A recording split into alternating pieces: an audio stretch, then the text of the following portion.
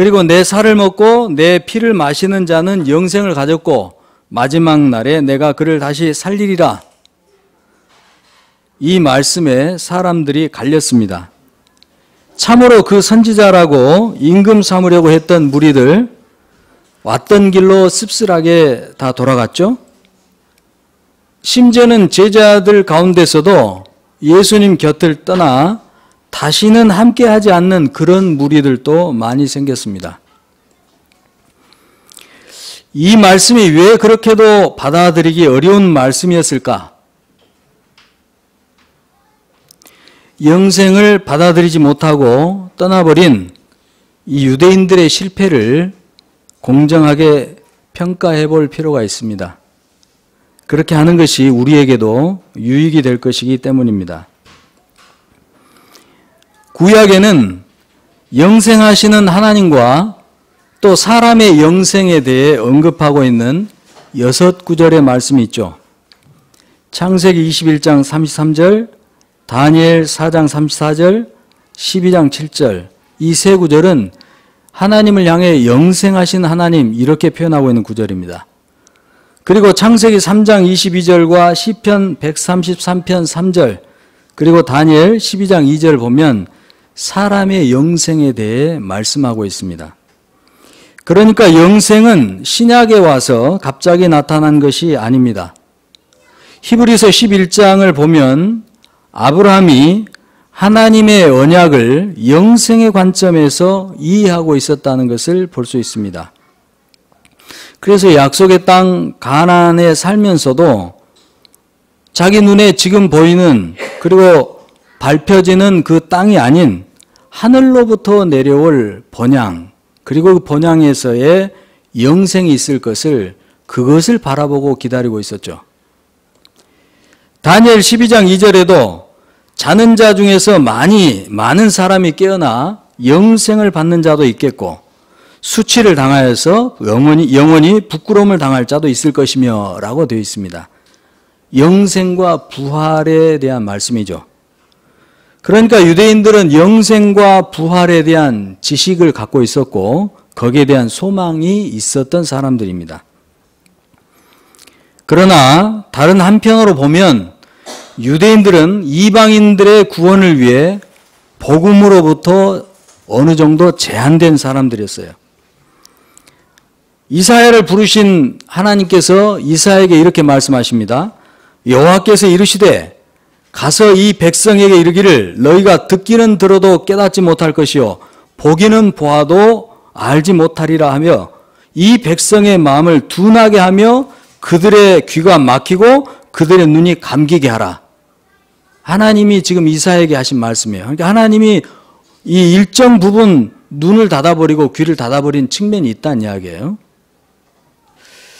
어쨌든 그때 당시에는 영계와 물질계가 갈라져 있었습니다. 살아계신 하나님의 실존을 불신하지는 않았지만 하나님은 영계에 그냥 머물러 계셔야 했습니다. 그것이 사람들이 또 원했던 바예요.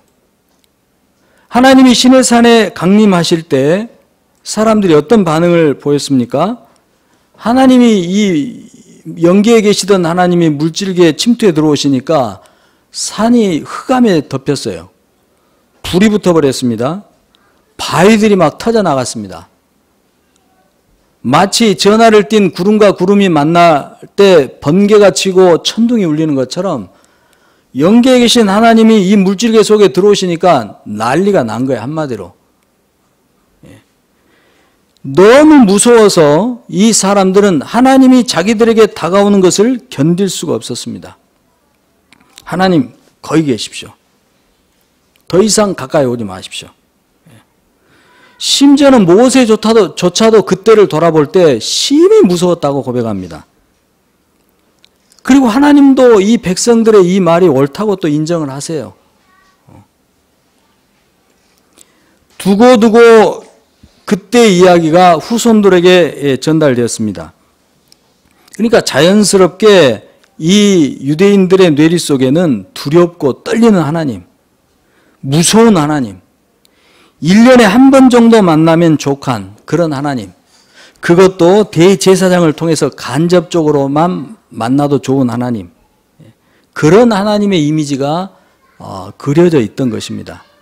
그런데 이런 하나님을 이렇게 인식하고 있는 이 사람들에게 하나님이 각자 안에 들어가셔가지고 영생을 주겠다고 말씀하니까 유대인들이 백지 상태의 반응을 보일 수밖에 없는 거죠. 영생도 마찬가지입니다. 사람들 안에 굳어진 영생의 그림은 이 하나님의 인식과 연결되어 있는데 함께 하시긴 하되, 그러니까 하나님의 주신 영생이 하나님 우리와 함께 하시긴 하되 섞이지는 않는 거예요. 섞이는 것을 원하지 않고 있어요. 그러니까 하나님이 저만 치서 여기서 살고 있는 우리를 지켜주고 번성하게 해주는 것, 그것을 영생으로 바라봅니다. 그러니까 이스라엘의 영생관은 독립적인 땅의 회복, 그리고 거기서 누릴 자유, 성전 재건과 그것을 통한 번영, 그리고 다윗과 같은 임금이 세워져서 그 다윗의 혈통을 통해 세세토록 왕위가 존속되며 이 백성들을 지켜주는 것, 이것이 이스라엘이 갖고 있었던 영생관이에요. 모두 여기 이곳 땅에서 잘 되는 주제들입니다. 선지자들이 그 많은 예언서 묵시 기록을 통해 전했던 그 이스라엘의 회복이라는 그 예언도 다 이런 관점, 이런 식으로 해석이 되었습니다. 그래서 참으로 그 선지자라고 외쳤던 그 유대인들이 예수님을 억지로 임금 삼으려고 했던 것이죠. 헌부대같이 영생의 세수를 담을 수 없는 한계가 그들 안에 있을 수밖에 없었다는 이야기입니다. 오늘날도 마찬가지입니다. 많은 교회와 교인들이 영생을 생각하고 고대하지만 과연 그것이 하나님이 주신 영생이 맞는지 의심하지 않을 수 없습니다. 과연 우리는 영생의 관점에서 이 땅의 삶을 해석하고 또 거기에 걸맞게 살고 있는지 돌아보면 그렇지 않은 것이 너무 많아요. 말씀을 가르치는 사람들이 어느 순간부터 영생을 바르게 가르치지 않았기 때문일 것입니다. 그리고 영적인 지도자들이 먼저 그런 삶을 보여주지 못했기 때문이라고 생각합니다. 시내산에 강림하신 하나님과 시온산에 오신 하나님이 달라도 너무 다릅니다. 시내산에 강림하신 하나님은 선 그어놓고 넘어오면 죽으니까 넘지 말라고 경고하십니다. 오실 때도 보니까 천둥벼락처럼 오십니다. 그 위력에 전부 땅바닥에 주저앉아 버렸습니다. 얼마나 무서웠는지 사람들마다 벌벌 떨며 제발 우리에게 다가오지 말라고 마시라고 손사래를 쳤어요. 그런데 시온산에 오신 하나님은 자기들 속에 들어가겠다고 하십니다. 자기 살과 피를 먹고 마시라고 그럽니다. 오시는 것도 본 사람이 없어요. 우리만 알기로는 외딴 시골 베들레헴에서 가장 연약한 아기로 조용히 오셨습니다. 게다가 이 하나님은 자기가 만든 피조물 손에 잡혀서 십자가에 죽는다고 그러고 있습니다. 그러니까 이 유대인들이 그런 하나님을 받아들이기가 쉽지가 않았다는 이야기죠. 우리가 무조건 이 사람을 믿음 없어서 그랬다 이렇게 치기는 좀 그렇다는 이야기입니다. 게다가 인자의 살을 먹고 인자의 피를 마시라고 그러니까 이건 이해하기 어려운 정도가 아니라 위험한 겁니다. 위험해요. 위험하게 느껴져요. 충분히 걸림이 될 만한 상황이고 이 유대인들의 입장에서 봤을 때 지금도 걸려 넘어지는 사람들 있지 않습니까? 걸림 정도가 아니라 나중에는 죽여 없애 민족 전체를 구하는 것이 낫다고 생각할 수밖에 없을 정도예요. 그리고 실제 이 유대인들은 그렇게 했어요. 그래서 예수님께서 좋다. 그렇다면 너희는 인자가 이전에 있던 곳으로 올라가는 것을 본다면 어떻게 하겠느냐? 이렇게 말씀하고 계시는 것입니다. 십자가 죽음 후에 있을 부활과 승천을 지금 미리 말씀하시는 상황이죠. 인자가 이 세상에 오신 것이 영계에서 물질계로 오는 길을 여는 행로였다면 부활과 승천은 이 물질계에서 영계로 가는 길을 여는 행로입니다. 이 두 행로는 영계와 물질계 사이를 완전히 뚫어버리는 행로입니다. 참으로 놀라운 선언이고 아주 단호한 조치죠. 이것을 본다면 어떻게 하겠느냐? 예수님께서 지금 이렇게 말씀하고 계시는 거예요. 물론 이 말씀도 그들 입장에서는 전혀 감을 잡을 수 없는 말씀입니다. 왜냐하면 미래 상황이니까요. 예수께서 제자들에게 믿음을 주기 위해서 나중에 실제 될 이 일을 보고 믿음을 가지라고 제자들에게 믿음을 주기 위해서 예수님 편에서 그냥 하실 말씀을 미리 하신 것이지 지금 이 유대인들을 설득시키게 하신 말씀이 지금 아닙니다. 이 말씀이. 그러니까 예수님의 이 말씀으로도 그때 유대인들의 상황이 변화될 것이 전혀 없다는 이야기죠.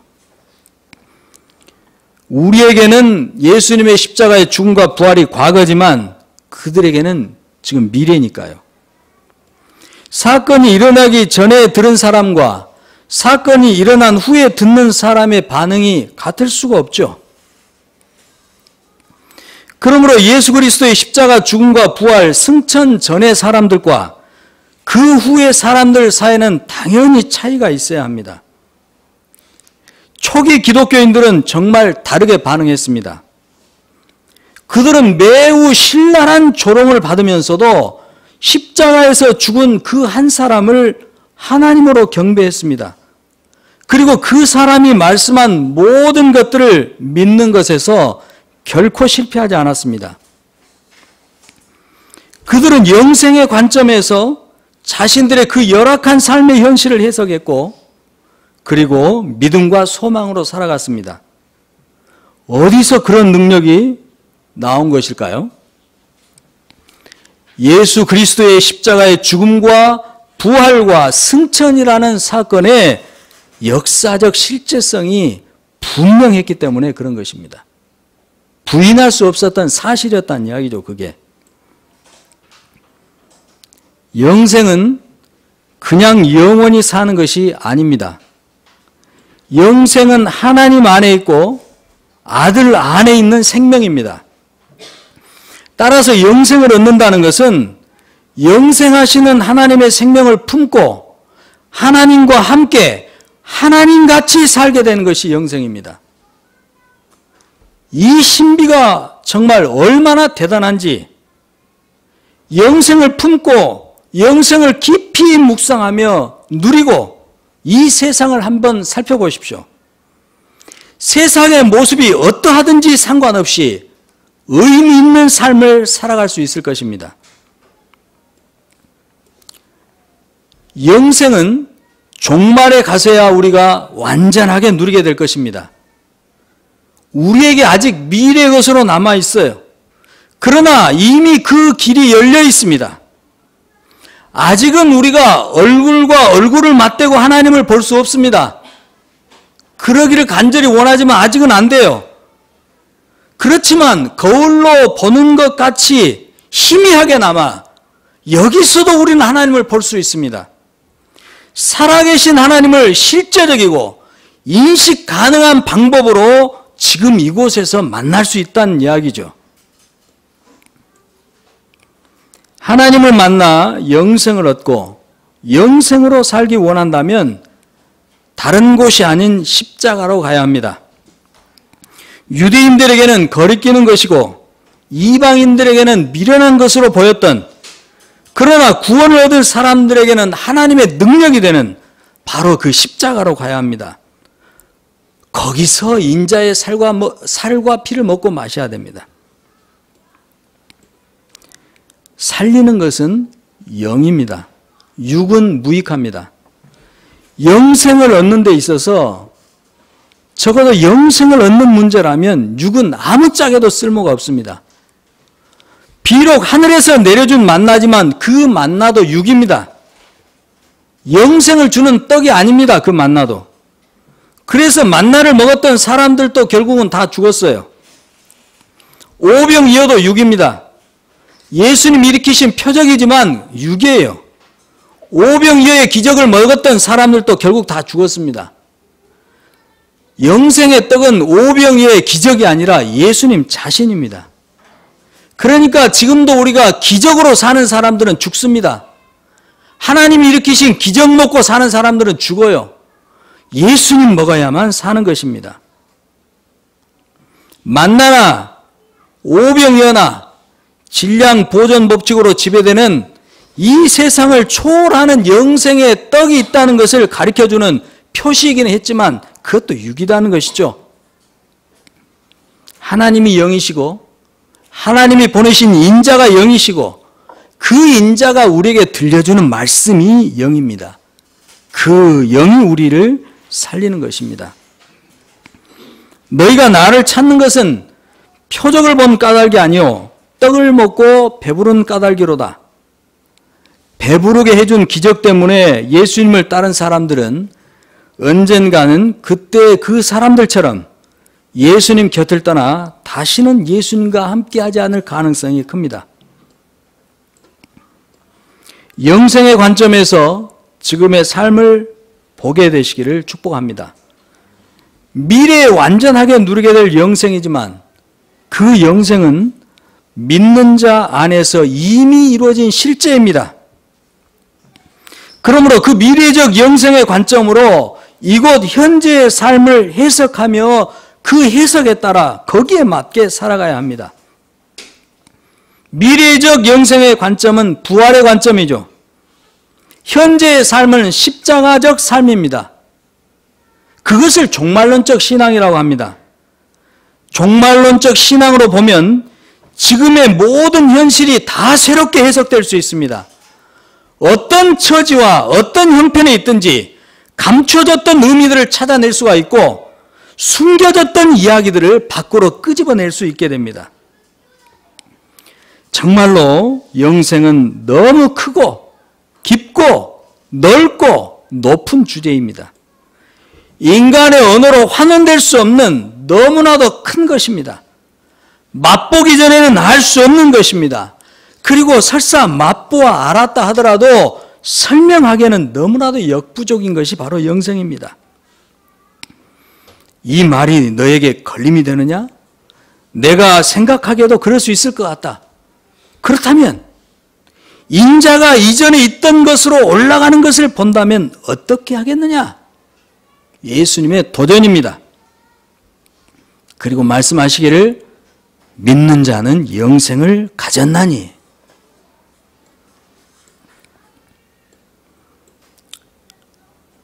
잠깐 유대인들을 좀 공정하게 살펴봤습니다.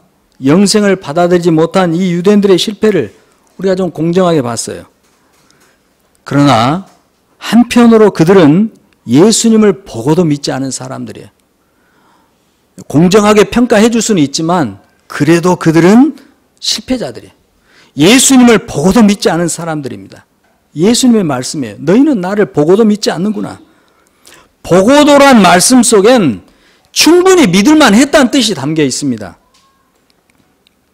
충분히 믿을만 했는데 왜 믿지 않았을까? 거기에 대한 예수님의 결론은 뭐냐면 나를 보내신 아버지께서 이끌지 아니하시면 아무도 내게 올 수 없다. 아버지께서 예수님께로 이끌지 않으면 아무도 예수님께로 올 수 없다는 거예요. 자기 마음대로 오고 가고 하고 그런 게 아니란 이야기입니다. 교회 다음에도 여러분 의지로 오시는 것 같지만 그게 아니란 이야기예요. 아버지의 손길이 있었다는 이야기죠. 이 말씀은 좀 오해하기 쉬운 부분도 있어요. 누구는 믿게 해놓고 누구는 믿지 못하게 해놓으시고 이거 좀 공정하시지 않는 거 아닌가? 하나님께서는 어떤 사람들을 그럼 예수님께로 이끄시는지 45절을 보면 알 수 있습니다. 선지자의 글에 그들이 다 하나님의 가르치심을 받으리라 기록되었은즉 아버지께 듣고 배운 사람마다 내게 오느니라. 이 말씀 보면 하나님은 율법과 선지서를 통해 성경, 구약 성경을 통해 사람들을 예수님께로 이끄신다고 볼 수 있습니다. 그러니까 옛 언약과 이스라엘의 역할이 갖고 있는 제한점이 분명히 있긴 있었지만 그렇다 하더라도 하나님을 사랑하고 마음을 부드럽게 해서 율법과 선지서를 통해 겸손히 하나님의 말씀을 듣고 배운 사람이라면 예수 그리스도를 보았을 때 충분히 믿고 영생을 얻을 수 있었다는 이야기죠. 하나님의 뜻은 하나님이 인자에게로 이끄신 사람 모두 다 그 인자를 믿고 영생을 얻는 것이 하나님의 뜻입니다. 요한복음 6장의 본문만을 가지고 이 종합을 해보면 하나님께서는 한 개인 한 개인을 미리 정하고 골라내듯이 운명론적으로 이끄시는 것이 아니에요. 아버지께 듣고 배운 사람들이 인자에게 와서 인자를 보고 믿음으로써 영생을 얻도록 그렇게 예정해 놓으신 겁니다. 그러니까 영생에 대한 하나님의 뜻은 예정된 것입니다. 그런데 그 예정의 폭이 아주 넓습니다. 좁지 않아요. 그러니까 하나님께서 공정하게 예정해 놓으신 이 구원의 과정을 그 유대인들이 놓친 것이란 이야기입니다. 그리고 우리도 정신 차려야 된다는 이야기죠. 그 유대인들의 실패를 거울 삼아서 혹 우리도 흘러 떠내려가지 않도록 우리도 정신 차려야 된다는 이야기입니다. 여기서 잠깐 시내산에서 벌어진 금송아지 사건을 한번 생각해 보겠습니다. 아론을 비롯해서 그때 그 현장에 있었던 사람들이 정말로 금송아지를 하나님이라고 생각했을까요? 애굽에 10가지 재앙을 내리고 홍해를 가른 일을 정말 그 금송아지가 했다고 그렇게 믿었을까요? 그렇지 않습니다. 금송아지는 신의 발등상입니다. 그 당시 사람들이 갖고 있는 하나의 신학이죠. 그러니까 금송아지를 진짜 신이라고 생각한 것이 아니고 신의 발등상인 금송아지를 봄으로써 사람들은 신이 바로 거기에 계시다고 생각할 수 있었다는 이야기입니다. 그리고 거기다 대고 빌 수 있었고 거기에서 제사를 드릴 수 있었고 나름 거기서 드러나는 어떤 징조를 통해 불안하고 두려운 마음을 쓸어낼 수 있었다는 이야기죠. 이것이 바로 인간이 안고 있는 치명적인 결함입니다. 타락이 안겨준 뼈아픈 현실이죠. 보이지 않으면 견디지 못하는 것입니다. 오감으로 확인되어야만 직성이 풀립니다. 예나 지금이나 마찬가지입니다. 그때의 유대인들이나 지금의 기독교인들이나 현실을 보면 다르다고 할 수가 없습니다. 왜 사람들은 이러는 것일까요? 인간의 자기 조종 욕구 때문에 그렇습니다. 자기가 조종을 해야, 자기가 컨트롤을 해야 직성이 풀리는 거예요. 여러분, 그것이 바로 죄성입니다. 보이지 않는 인격적인 하나님을 섬긴다는 것은 사실 어려운 일이에요. 두 인격체가 서로 상호작용해야 되니까 얼마나 많은 변수와 변화가 발생하겠습니까? 그렇게 되면 인간이 자기 통제력을 마음껏 발휘할 수가 없어요. 인간의 능력으로 감당도 안 됩니다. 그러나 금송아지를 만들어 놓으면 쉬워집니다. 생명이 없는 것을 대할 때는 상호작용이 없으니까 내 쪽에서의 일방적인 선택과 행위만 있으면 돼요. 조종하기가 쉬워요. 다루기가 쉽습니다. 그 신을. 그래서 이 금송아지는 아주 탁월한 능력을 사람들에게 갖다 줍니다. 인간이 하나님이 되는 능력이죠. 금송아지가 언제 자기 주장을 펼치겠습니까? 결국은 사람 마음대로 부려지게 되는 것입니다. 그러니 인간은 신을 부릴 수 있는 존재로 승격되는 것이죠. 바로 이것이 우상숭배의 문제입니다. 하나님을 가시화시키려고 하는 모든 시도가 가지고 있는 죽음의 독이에요. 또 금송아지를 만들어 놓으면 하나님의 사랑과 공의가 활약을 할 수가 없습니다. 세상 강자들이 이 금송아지를 독점해가지고 온갖 권력을 휘어잡기 때문에 그래요. 형식은 신을 섬기는 것 같습니다. 그러나 실제로는 세상 임금이 신을 가지고 노는 꼴입니다. 그리고 그 프레임 속에 들어와 있는 사람들을 속이고 조종하고 착취하고 억압하기 시작하죠. 한마디로 세상이 이런 판이 된 것은 바로 우상 숭배 때문입니다. 우상과 권력이 결탁되면 두려움 때문에 누구도 쉽게 저항할 수 없게 됩니다. 여러분, 금송아지를 왜 만들었을까요? 모세도 행방이 묘해내 백성들은 떨고, 그러니 하나님이 우리와 함께 하고 계시다는 표식이라도 하나 만들어 놓자는 거 아닙니까? 금송아지가 하나님이라는 게 아니라 그래서 하나님이 우리와 함께 하고 계시다는 표식이라도 하나 좀 만들어 놓자. 얼마나 지혜로워 보입니까? 백성들의 동요도 막을 수 있고 두렵고 떨리는 마음도 진정시킬 수 있고 나름 온갖 정성을 다해 신의 자리인 금송아지 앞에 나와서 제사 드릴 수도 있으니까 금상첨화죠. 그러나 그것이 죽음의 길입니다. 하나님의 자리를 정해놓는 표식은 무엇이든지 만들지 마시기를 바랍니다. 그것이 곧 우상이 되어버리니까요. 하나님이 우리에게 주신 유일한 상징은 단 하나뿐입니다. 바로 십자가입니다. 어쨌든 사람들은 예나 지금이나 보여달라고 그럽니다. 자꾸 보여달라고 그래요. 보여주면 믿겠다고 그래요. 하나님도 자꾸 어떤 표식을 통해 가시화시키려고 합니다. 그런데 우리가 오늘 본문을 봤지만 정작 보여달라 해서 하나님이 정작 보여주시니까 믿지 않지 않습니까?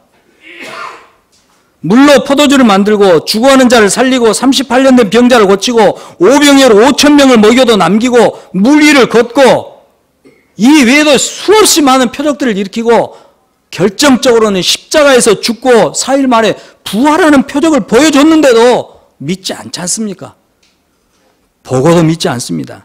내가 진실로 말하는데 너희는 나를 보고도 믿지 않는구나.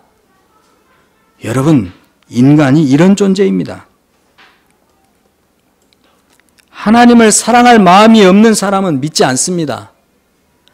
기회가 주어지지 않기 때문이 아니라 들으려고 하지 않기 때문에 그렇습니다. 보여주면 믿겠다고요? 여러분, 새빨간 거짓말입니다. 역사적으로 그렇게 보여줬는데도 믿음에 성공한 사람이 한 사람도 없어요. 믿음은 보는 것으로 오지 않습니다. 믿음은 듣는 것을 통해 옵니다. 보는 것은 보이는 현실의 파악이 주목적이에요. 그러나 듣는 것은 보이지 않는 실제를 더듬어 찾아가는 능력입니다. 그래서 믿음은 듣는 것으로부터 오는 거예요. 너는 나를 본거로 믿느냐? 보지 않고 믿는 자는 복되도다. 신화도 마찬가지입니다. 신화는 신들을 가시화시키죠. 그리스 로마 신화에 등장하는 신들은 다 인간의 대리자들입니다. 그것들이야말로 진짜 신적 존재들이 아니라 인간 내면에 잠재해 있는 인간 본성의 투사체들이에요. 따라서 신화는 사람들에게 카타르시스를 줍니다. 인간 내면의 본성의 투사를 시켜줬기 때문에 그걸 읽으면서 이게 카타르시스가 돼요. 재밌어요, 그러니까. 또는 소통의 틀을 제공해 주기도 합니다. 이 세상에 대한 나름의 해석의 틀도 제공해 줍니다. 그래서 이 신화는 아주 생명력이 강하고 재밌죠. 학문적 근거를 주기도 합니다, 때로는. 그 많고 많은 신들을 그렇게 기가 막히게 묘사해내는 것 보면 분명히 신화는 주도 면밀한 철학의 소산, 아주 탁월한 심리의 소산이에요. 그러나 아주 얕은 신학의 밑바닥에 불과한 것입니다. 신화도 우상입니다. 금송아지가 사물로 새긴 우상이었다면 신화는 우리의 생각에 새긴 우상입니다. 오늘날 많은 기독교인들도 하나님으로서의 하나님이 아닌 자기가 이상화시킨 하나님을 자기 속에서 관념으로 만들어 놓고 그 하나님이 진짜 하나님인 줄 착각하고 그 하나님을 섬기고 있는 경우가 많습니다. 이 세 가지 경우가 본질상 다 똑같아요. 사랑하는 성도 여러분, 영생이라는 떡상에 예수님과 사람이 같이 앉아 있습니다. 예수님은 영생을 주고 싶으시고 거기 앉은 사람도 영생을 받고 싶습니다. 그런데 예수님께서 어떻게 하면 영생의 떡을 먹을 수 있는지 가르쳐 주시니까 사람은 그 자리를 털고 가버립니다. 하나님이 약속하신 영생을 자기 식대로 해석해버린 이 사람, 자기가 기대했던 것과는 다른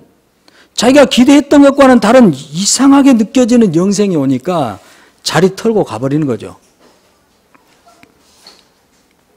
지금의 우리도 자기가 원하는 하나님을 그려놓고 그 그림이 하나님이라고 생각하며 대하고 있지는 않는지 살펴보게 되기를 바랍니다. 금송아지를 만든 유대인이나 신화를 만든 그리스 로마 사람이나 우리나 그러면 똑같습니다. 본질이 셋 다 똑같아요. 우상 숭배하는 것입니다. 성도 여러분, 우리는 본능적으로 모든 타자와 사물을 이상화해서 보는 기질을 갖고 있어요. 아주 반사적으로 그렇게 돼버립니다. 하나님도 우리가 원하는 하나님 만들어 놓고 하나님이라 부르기 쉽고 영생도 우리가 생각하는 영생을 영생이라고 생각하고 그렇게 살기가 쉽다는 이야기예요. 우리 존재가 이 결함이 그렇게 있다는 이야기예요. 있는 그대로를 보는 능력에 흠이 가 있어요, 지금 우리는. 그리고 나중에 자기가 원했던 모습과 다른 모습이 그 상대방으로부터 오게 되면 실망합니다. 상처받습니다. 그리고 자기가 또 상처를 줘요. 갈라섭니다. 학대합니다. 여러분은 여러분이 원하는 하나님을 만나고 싶습니까? 아니면 진짜 하나님을 만나고 싶습니까? 하나님이 주신 영생으로 살고 있는지, 내가 생각한 영생으로 지금 살고 있는지 잘 살펴보게 되기를 바랍니다. 그리고 진짜 하나님을 만나 영생을 누리고 싶다면 다른 어떤 영광과 강함과 화려함의 자리로 가는 것이 아니라 가장 수치스럽고 조롱받기 쉽고 가장 약하고 비참한 자리, 십자가로 가셔야 됩니다. 영생은 그 십자가에 달린 인자의 살과 피를 먹고 마실 때 얻는 것이니까요. 1980, 90년대 과학교육의 핵심 이슈 중 하나가 오개념입니다. misconception. 연구를 해보니까 아이들이 과학자들이 정리해 놓은 관점을 받아들이지 않고 자기 나름대로의 관점으로 그 개념을 정리해 놓고는 좀처럼 버리지를 않아요. 아무리 바른 개념을 가르쳐줘도 자기 걸 버리지 않습니다. 이 오개념 연구가 그 당시에 굉장한 이슈였는데 이 아이들의 그런 과학적 오개념처럼 우리도 신앙의 오개념이 우리 안에 팽배해 있습니다. 잘 고쳐지지가 않아요. 그래서 우리는 이런 신앙의 오개념을 바로잡고 교회 원형, 신앙 원형 세워가야 합니다. 믿음은 과거와 현재와 미래 모두를 하나로 통합시켜버리죠. 그래서 믿음은 미래에 이루어질 부활을 현재 시점으로 끌어옵니다. 아직 부활하지 않은 상태지만 이루어질 부활을 믿기 때문에 부활은 이미 이루어진 사실이라는 거죠. 또 한편으로 부활이 우리의 실제지만 그러나 우리는 아직 육체를 벗어나지 못한 상태입니다. 육체를 벗어나지 못했다는 것은 십자가가 지금 진행 중에 있다는 이야기죠. 십자가는 고난의 자리, 결코 유쾌하지 않은 자리죠. 부활이 없다면 십자가는 무용지물입니다. 쓸모가 없습니다. 쓸모없는 정도가 아닙니다. 가까이 하지 말아야 합니다. 부활이 없다면 십자가는 정말 수치와 비참 그 상태로 끝나버립니다. 그러나 부활이 있기 때문에 십자가는 하나님의 능력이 되는 것이고 부활이 있기 때문에 십자가는 영광의 자리가 되는 것입니다. 이런 믿음으로 사는 것이 영생으로 사는 삶이라는 거죠. 그 부활을 믿기 때문에 그 부활의 실제성 때문에 십자가와 같은 지금의 삶을 넉넉히 이기며 살아가는 그것. 부활의 관점, 영생의 관점으로 우리의 현실을 보면 하나님의 숨은 이야기가 우리의 어렵고 힘든 십자가 같은 현실 속에 있다는 것을 발견하게 될 것입니다. 어떤 사람의 어떤 고난이라도, 어떤 비참함이라도, 어떤 서글픔이라도, 어떤 괴로움이라도, 어떤 외로움이라도 십자가 죽음과 부활을 통해서 보면 새롭게 이해될 수가 있습니다. 내 삶의 의미가 새롭게 펼쳐지기 시작합니다. 그런데 왜 우리가 허덕이며 사느냐? 왜 풀리지 않는 수수께끼를 안고 사는 것처럼 답답함 속에 사는가? 여러분, 십자가의 죽음과 부활을 통해 여러분을 보십시오. 영생의 관점에서 지금의 삶을 보십시오. 세상이 지금 어떤 상황 속에 있든지 국정원이 난리를 치고 별짓을 다 하더라도 정치, 경제, 사회 이 현상들이 우리 마음에 뜻대로 안 되는 것 같아도 불의가 판치는 것 같아도 이 십자가의 죽음과 부활의 관점, 영생의 관점으로 보면 이 세상을 보면 이 세상 속에 우리가 살아가야 될 이유가 있다는 것을 발견하게 된다는 겁니다.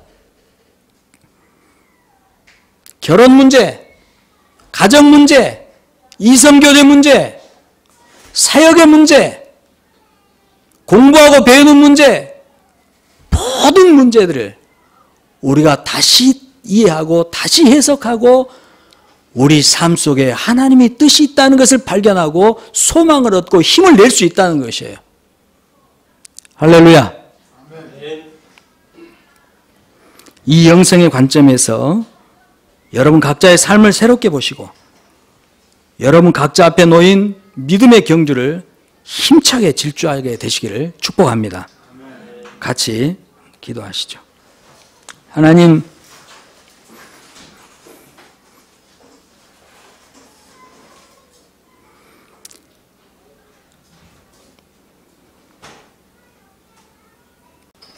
이해할 수 없는, 정말 이해할 수 없는 너무 신기한 이 하나님의 생명을 우리에게 주시기 위해 여기까지 찾아오셔서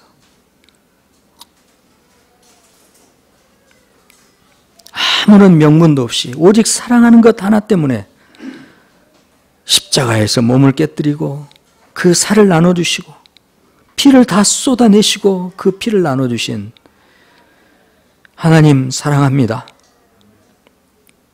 그리고 우리의 믿음 없음을 고백합니다. 주님이 용서해 주시고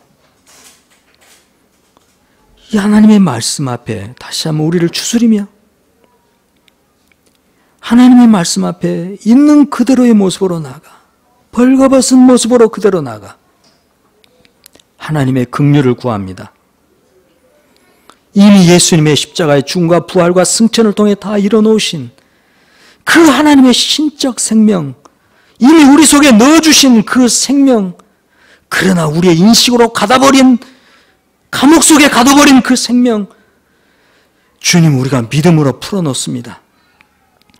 이제 우리 안에 있는 그 영생하시는 하나님의 생명으로 우리 모든 것을 새롭게 조명해 주시고 우리가 가야 할 그 길을 이끌어 주시옵소서. 주님의 교회가 마땅히 나가야 될 바들을 주님 해갈 수 있도록 이끌어 주시옵소서. 주님을 찬양합니다. 오직 성령께서만 이 모든 것을 하실 수가 있습니다. 주님 우리에게 맡겨두지 마시고 주님이 우리를 주관하여 주옵소서. 그렇게 하실 주님을 찬양하고 사랑하고 의지합니다. 경배합니다. 예수님 이름으로 기도합니다. 아멘. 이 시간 우리 같이 한번 더 기도합시다.